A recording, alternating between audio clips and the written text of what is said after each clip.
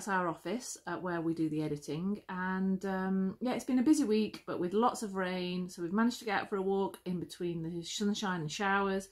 One of the things I do want to do is show you more of the farmhouse. We'll get around to that at some point, but it's been a busy week. Simon, what have you been up to?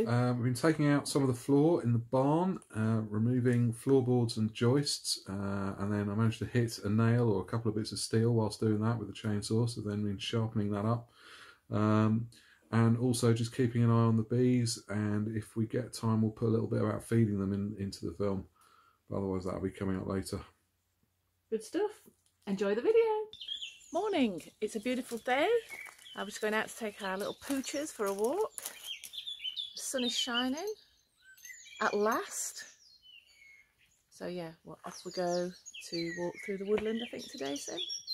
Yeah, I think so. Right. It's a beautiful morning, so I decided to take you with us on our walk. After 2 weeks of rain, the grass is nearly up to my chin, so we're going to have to do lots of cutting of grass, but it is absolutely glorious today and you can really feel the warmth in that sunshine. So I think it's going to be like flicking on a switch out here, don't you think, Simon? Yeah, it's really when the sun comes out, really warm. You realise how much further south you are.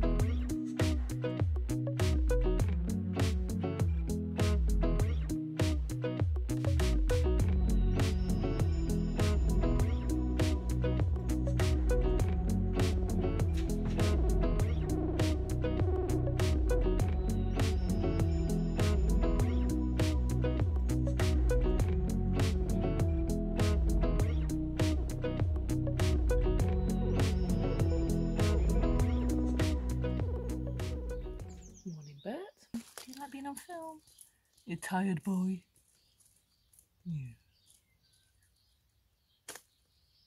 Coco's had a short walk, but he's 10 years old. 11, yeah. He'll be 11 this year. And when he comes back from his walk, he just likes to flop down, don't you, darling? I'm very tired. And he's only going for a very short walk now. So when he comes back, we just check him for ticks. Give him a wipe down, check him and Bert. And then they get their breakfast, don't they? Get your breakfast. As you can see, the word breakfast now is not as exciting as it used to be. Oh, he's all tired out. Oh, you see. Bertie, on the other hand, yes, ooh, full of beans, aren't you? Is a youngling. He's only 7, but he's had problems with his back, haven't you? Because he won't stop jumping about too much and jumps on the sofa. So Bert's had to lose a little bit of weight, and you can see now. Oh, you're beautiful. Yeah.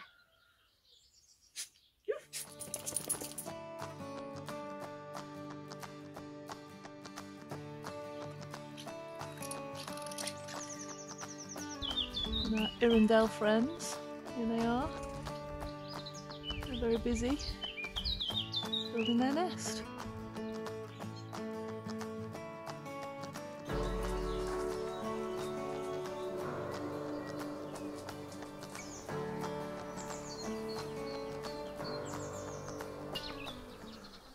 I've just come down this morning just to have a look at the bees, really. Just for fun. There's no particular need, but it's nice to come down here, and it's nice. It's sunny this morning. It's a lovely morning. They're really busy already. It's about 8:30, and it's just a lovely place to be down here. I mean, I've not spent much time down here. I've not really had time working on the house and the barn and everything, but it's down here in the woodland, as you can hear. Especially in the morning, you know, the sun's coming in, we've got the birds going, got the bees now buzzing around their hive, out collecting nectar and so on. And it is just, it's just lovely. There's nothing to hear except birds at the moment, the odd car, but at 2 an hour. So it really is fantastic down here.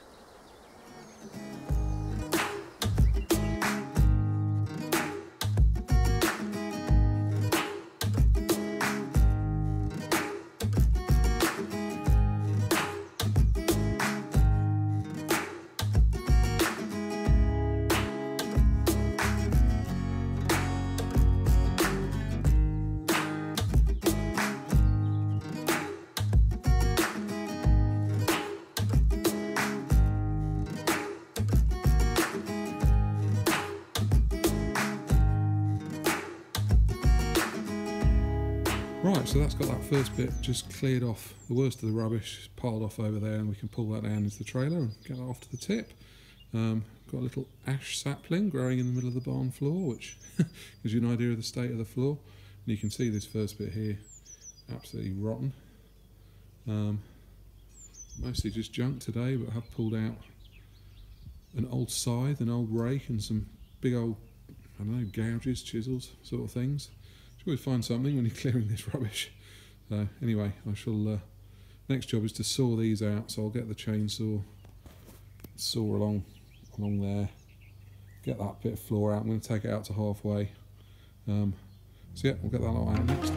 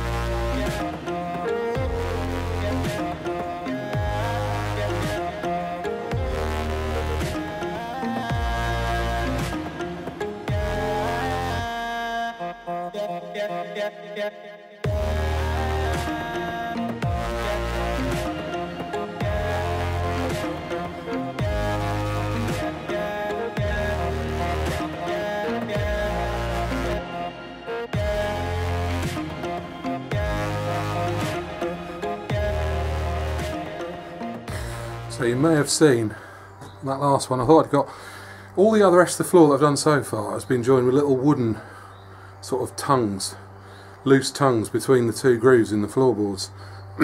This one evidently metal.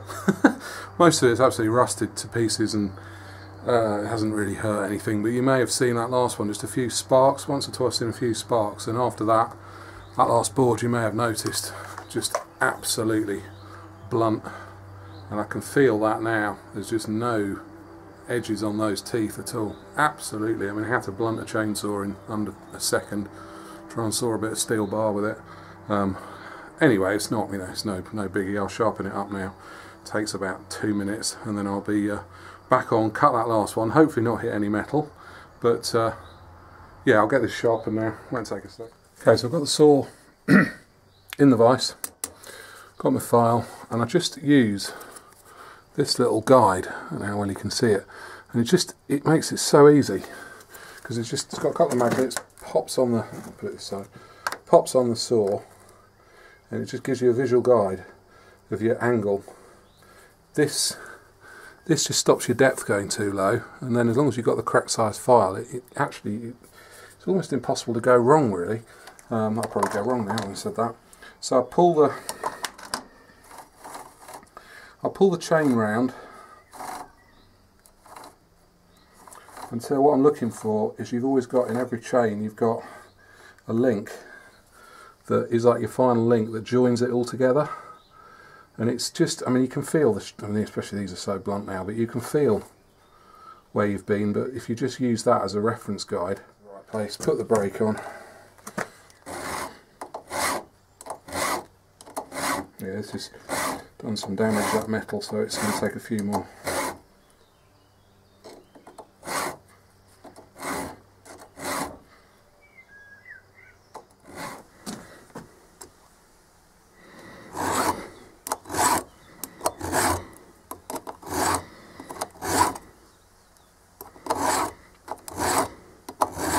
So this is this little link I was talking about, and you can see, hopefully, there's a much wider gap there, and between the next two teeth is where, when they make the chain, it just joins it together.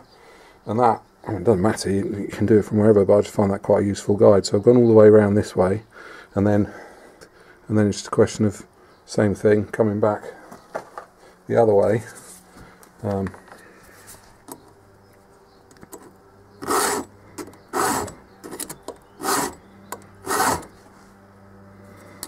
It's a very, almost flat, slightly down at the handle side of the file, and your files will only cut in one direction, so you just go forwards basically.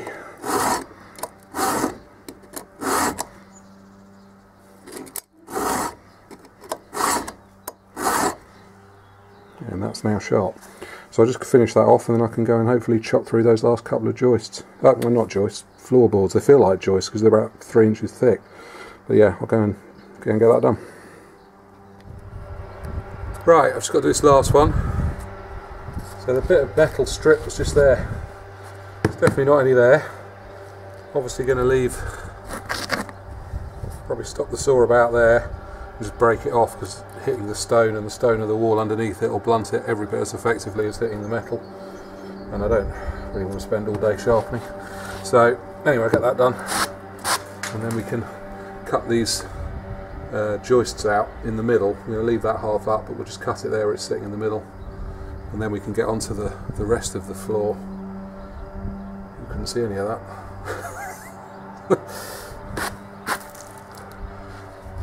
Anyway, it's all in the edit.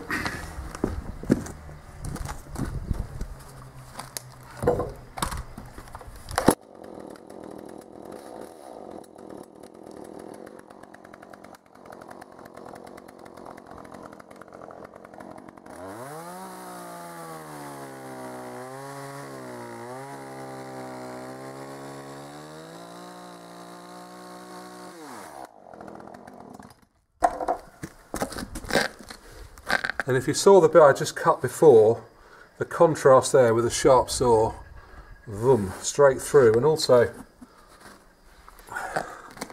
if you look at that, you'll see it's got kind of chips, kind of big chips in it. It's because the saw should kind of chisel out, kind of, you know, each tooth takes a chisel cut of a, when they're called chisel, that's a full chisel tooth. And what they do is they chisel out a little slice of wood, and that's how they cut so fast. If you're getting dust, you're essentially grinding, not cutting. But there we are.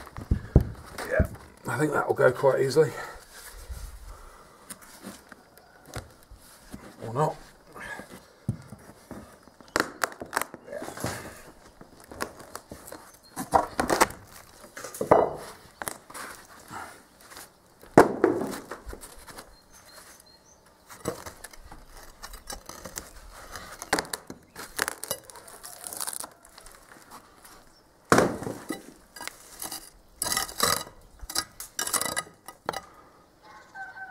So the next job is just going to be to take these joists out. I'll do 1, 2, one's half out already, 3, and then you'll see there in the middle there's a kind of beam, quite a big beam going all the way along, sitting on pillars, and so we'll leave the joist in the other side of that, and then what I'll be able to do once I've got them out is I'll put a scaffold up.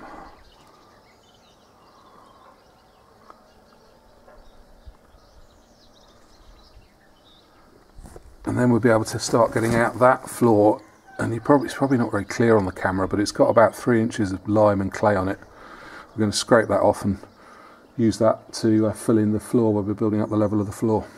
Over there on the floor and get that flat, and get one of those compactor things and thump it all down. Okay, so the next job in doing this is just to cut down this joist. I've set these couple of trestles up to hold it. I'll just cut it through the middle there, and that bit will drop onto there, that'll drop onto there, and then I can cut them into smaller bits. And I've got the boards set up there so I can stand on them and get that cut down, and then I'll work my way along, get all 3 of them done, then I can start getting the floor out.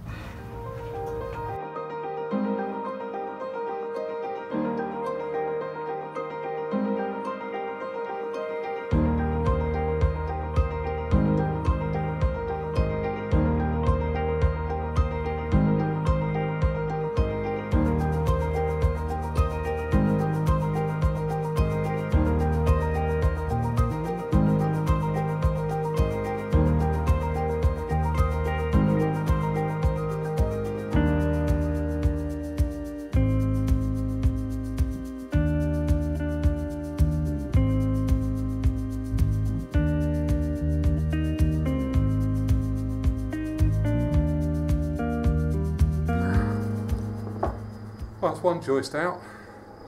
Hit another nail, so plenty of practice sharpening. So we've finally got a dry day, and I've just taken the chance to get the little tractor out and cut the verges along here. It does it in no time at all compared to strimming it or doing with the push behind mower. And it's I think we've got a bit more rain again tomorrow, so we'll just get it done while we've got a chance. Take 10 minutes literally just to do this bit. Okay, so that took 5 or 10 minutes, and you can see we've got a nice clear verge all the way along to the bins, which is, after that, it's not really our responsibility.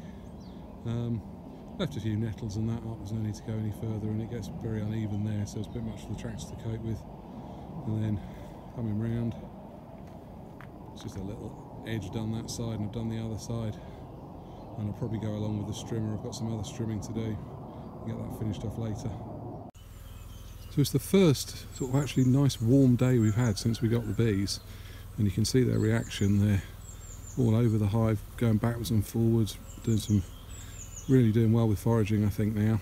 We've seen them all up in the garden, all around the place, all around the hillside, just on flowers. We've seen them on puddles of water drinking, and we can be fairly sure they're ours because we've rarely seen any honeybees at all around here. I think the nearest hives are quite some way away to here. So really, really nice to see them getting a chance to get out in the warmth and do what bees do. So although it's nice and warm now and they've got a good chance to get out and forage, and there's plenty of nectar, there's plenty of flowers all around, I'm just going to check. All I'm going to do is lift the roof off and just edge the top cover just an inch to the side so I can see the feeder that we put in, see if it needs topping up. I will top it up because I think we've got more rain and cool weather coming for a couple of days, and well, we'll see if they've taken any. If they have, I'll top it up, and if not, obviously it doesn't matter. So we'll have a look.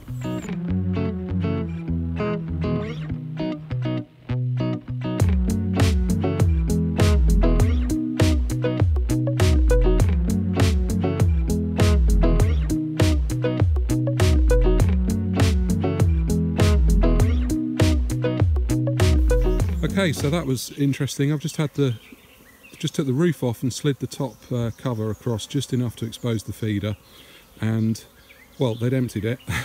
There were a few bees, a dozen bees or so, crawling around on the edge of the feeder, and as I filled it up, the floats in it, we've got little wooden floats in it, they just floated up, and the bees were just landing on it and just drinking the syrup as it was added.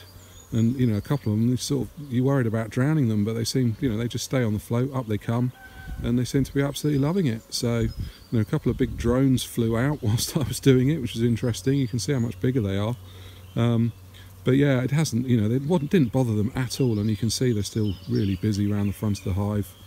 But yeah, I think I'm going to take that as a good sign. That's 4 days they've emptied that feeder, which is a litre of sugar syrup, 1-to-1 syrup, or a bit thinner than that. And yeah, and just great to see them so busy.